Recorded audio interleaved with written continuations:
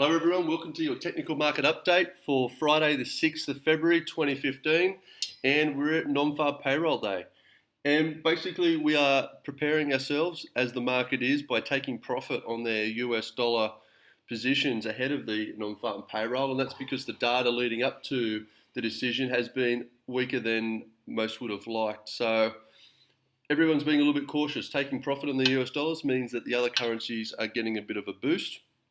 But we've also had during the week some strong pound data. So the pound has been supported and broke out of the consolidation and still up testing the downtrend line. And we'll have a look at that.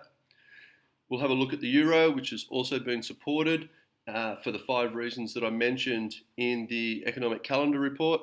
And if you haven't looked at that, go back and look at that. And we could see a breakout tonight of the US JAP. And we could also see a further fall in the US Canadian dollar. So let's get into it and have a bit of a look. We're on the 4-hour chart for the New Zealand, and as you can see, we have seen the New Zealand be supported, and it's getting supported on the back of their dairy prices and also the profit taking on the US dollar.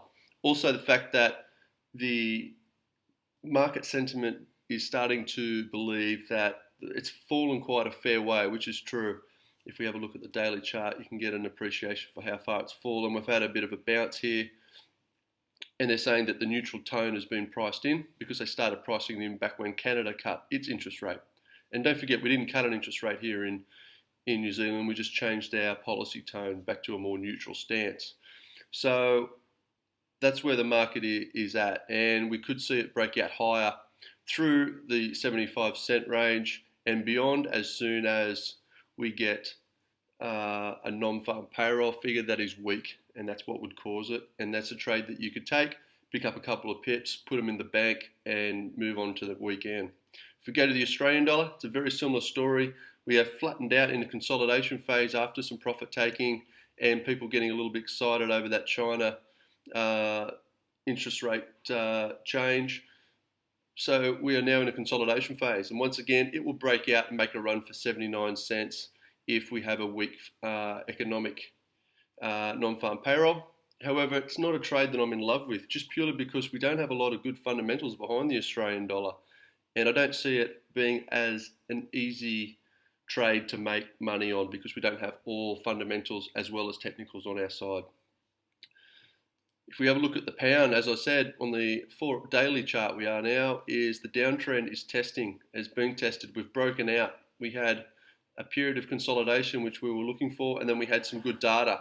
And that good data has caused us that we popped ahead above, we had a pullback, and then everybody got on board last night, and the pound is definitely back in favour. That trend will continue should we have a weak non-farm payroll. If we don't, it could just pull back to an old resistance level in this consolidation phase and just find itself back down in here again. So it's only a trade that I would take because the non-farm payroll figure, if it was weak and we do have strong fundamentals behind the pound, it's a trade that we could take to the higher side. So as you can see, it's really hovering around this downtrend line, and we could just see it consolidate down in here before the news, and then if the news comes out weak, we could trade the breakout of that old high, pick up some money, making a run towards the $1.54 and get out and call ourselves a weekend, and then we can reassess things next week and look for opportunities based on the same fundamentals that we've just spoken about.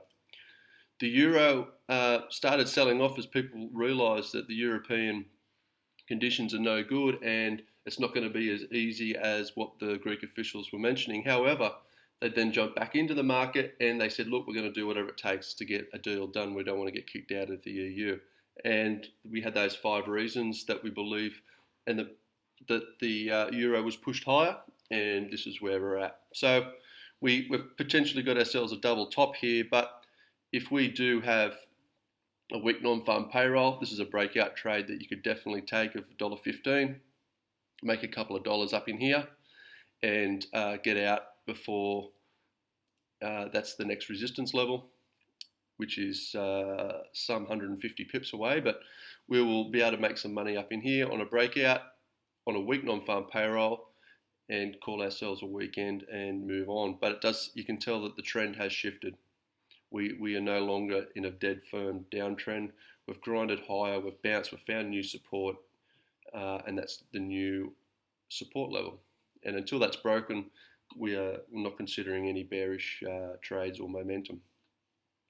If we have a look at the CAD, now the CAD has been supported by the oil prices I've mentioned, and we had a fall. We bounced off it over here and here, and then we had the oil pull back at a trend line and have another run. So here we are. If we get a weak non-farm payroll, a weak US dollar, we would see this fall further. And if we get strong Canadian data, that'll only throw fuel on the fire, and we'll see a much larger move. This is definitely a trade that I'll be focusing on. A breakout of these levels and getting in down here, and should all of that data all come into line, we could see a pretty big move down into this area. And that could pick up quite a few pips. If we have a look there, that's 288 pips down to there. So it's a trade that we could take. So that's what I'm looking at. And also we are been stalking all week and talking about the consolidation in the US JAP, and the non-farm payroll decision is just the decision to do the breakout of this. And if we do get a weak one, we'll break out and definitely get down into here. If it's really weak, we should break through here. And if we do get a surprise strong one, we should break through and continue north. Now, I've been speaking about weak, strong, and whatnot. So the figures that I believe the market's going to interpret is above 200, or between 230 and 250 is expected, and we won't see a real large market reaction. However, we could see some whipsawing back and forth, and we could see the profit taking continue, because that's what the market was doing originally, and they're not overly impressed. If we see the payrolls come in at less than 200, we will see a very strong sell-off in the US dollar. And if we see a figure over 255, close to 300, would be considered a strong report, and we would see everybody dive back into the US dollar and would see a rally. So that's my interpretation. There's a few charts for you to look at. I'll definitely be looking at the US CAD, and I'll be looking at all the other charts and the breakouts that we spoke about closer to the time. And I wish you all the best of luck. And non-farm payrolls is very volatile, so make sure you've got your stops in, make sure you trade carefully, and take your money when you're in profit, and call it quits for the weekend. Enjoy the good times, and until next week, trade well.